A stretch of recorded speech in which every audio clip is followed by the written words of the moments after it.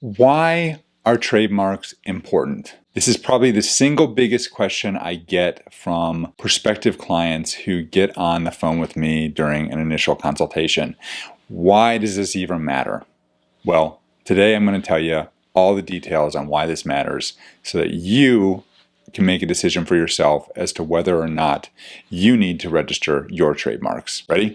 Let's do this. Hey, my name is Jim Hart. I'm a trademark and business lawyer here at Hawthorne Law, where we help you to get your business protected and legally legit. And today I want to share with you my answer to one of the absolute most common questions I get from clients and prospective clients, and that's why does this even matter? And by this, I mean your trademarks. Why do they matter?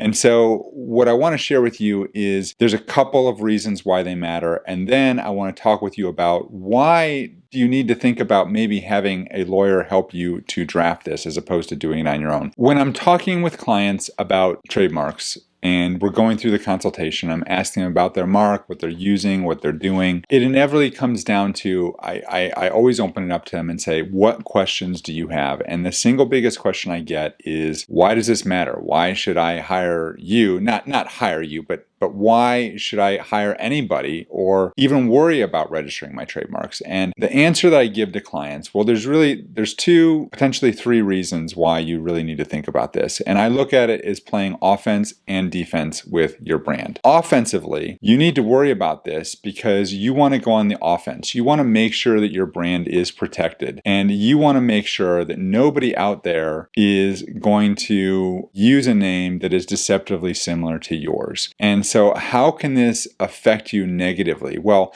I've got a client right now who's got 1 million subscribers on YouTube, and he has built this pretty amazing brand. But it's funny because when I went to look for him, when I was looking for specimens, a specimen is a fancy way of saying evidence of use in commerce for his trademark application, I actually found somebody else who was using the exact same name that he was using on YouTube as their channel name.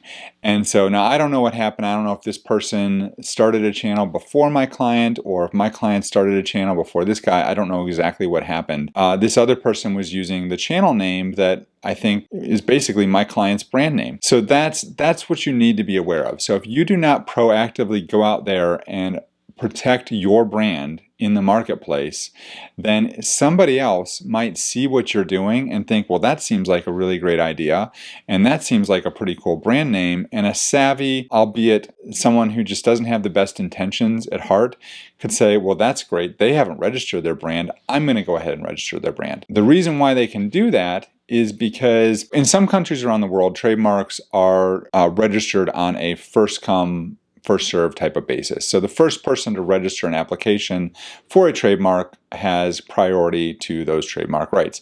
The United States, however, is actually a first-to-use jurisdiction, but the first-to-file still has priority over those rights. And what do I mean by that? What I mean by that is that the first person to file a trademark application for a given name in a given industry is going to have priority. Now, yes, if you were using the name first in commerce, you're going to have what are called common law rights to that name. And you may even have national trademark rights to that name if you were to file a trademark application. But if somebody else filed the application first, then the trademark office is going to look at their application first and give them priority over you. And they could actually cite that application in a denial against your trademark application. And this can become a problem. So your only options at that point are basically you're going to need to take this person to court. And by court, it's really going to be an administrative hearing in front of what's called the Trademark Trial and Appeal Board. And so you can file to cancel their mark, you can oppose their mark if it gets to that point and you've figured out that they are actually trying to use your trademark name soon enough. There's different things you can do. But that is the first reason, is you want to be on the offensive. You want to make sure that your name is protected so that you can sleep better at night knowing that nobody else is using your name.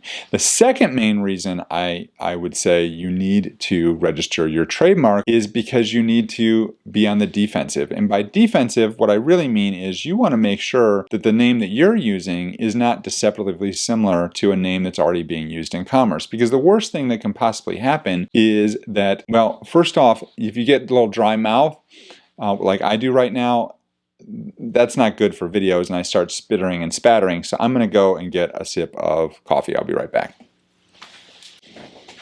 I'm using my, I need my space mug today. One of my favorite mugs. I use it probably 2 or 3 times a week, and you should see all the mugs I have. I should send a picture of all the mugs I have. It's absolutely ridiculous. And those are just the ones I've unpacked. Got another box in the garage. Sorry.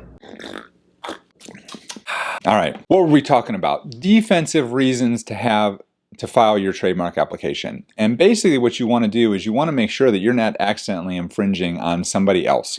And I see this a lot by people that come to me and want to register a trademark. We do the search and we figure out that there's somebody else out there that's using the same or a very similar name to theirs. Now, you need to understand the trademark office, it's not an exact. You don't have to have the exact same name. The standard that they use is what's called likelihood of confusion, which means that the name could be similar but not the same, and it still could be a problem for your brand. I get this from clients all the time that we do the initial search and then find that there's actually a problem, that there are other brands out there that are deceptively similar to theirs. Now, sometimes we move forward, sometimes we don't. It really depends on the client and kind of our opinion in terms of how similar we think they are or how big of a risk we think it's going to be to their trademark application. But this is the very first thing we do when somebody hires us, is we're going to do a comprehensive search and make sure that that's not a problem. And because it does come up so often, we actually offer a free complimentary second search if there is a problem, so that the client can then, move forward with a name that maybe would be a little bit easier to use. And then we can also work with them to develop that name before we do a second search. So oftentimes a quick search of the trademark database will show there's a problem. And if a client comes to me and says, hey, I'm thinking about using this name, is this going to be a problem or not? We can definitely let them know ahead of time.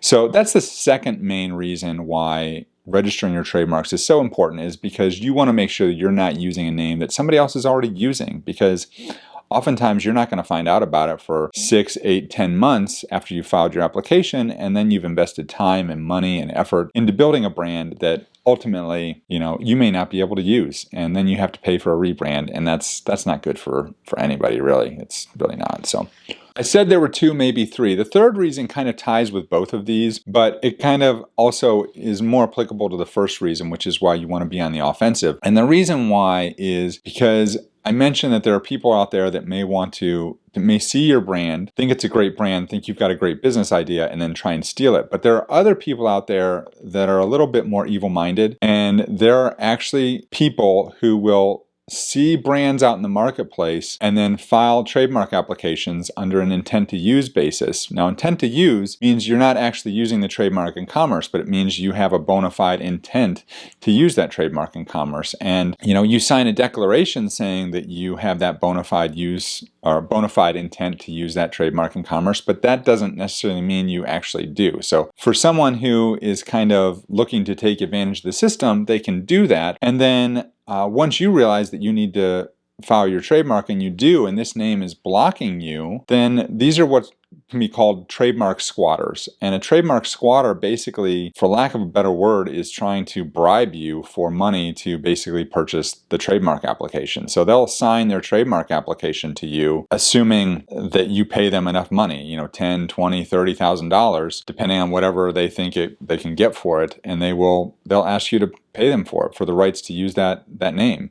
And so that is a problem, and that's something I don't want to see any of my clients go through. And so, yeah, trademark squatters, big issue. I'll give you a fourth reason, kind of a bonus reason. I wasn't planning on getting into this today, but the fourth reason I would say that trademarks are really helpful is they can really help you expand your brand. So this is something a lot of people don't look at, like, initially, and it really depends on how big you want to grow your brand. But you can use your name, you can start to license your name to other people, you can use it, you can get into coexistence agreements with other brands that have names that are similar to yours, and you can use it as ways to monetize your business in other ways that maybe you're not thinking about right now because you're just starting small. You just need to be aware that there are a lot of ways to monetize your trademark later on down the road, assuming you're going to grow your business and build your business and do all those things. So that would be the fourth reason I would say that trademarks are really very important, is because it's probably one of the least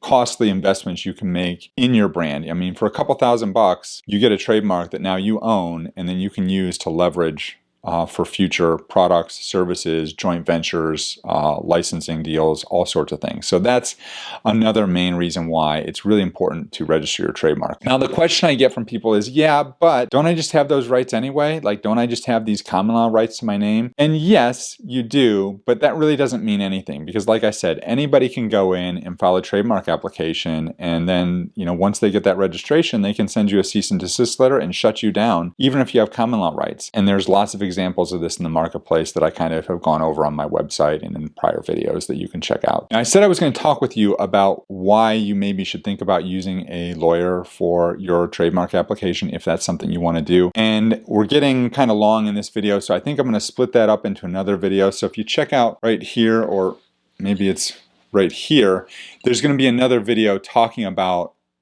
why you may or may not want to DIY your own trademark and some of the pitfalls that you need to be thinking about when you are preparing your trademark application. So I hope that's helpful to you. I look forward to seeing you in the next video, and have a great day, folks. Take care. Bye-bye. What was that? I don't know what that was.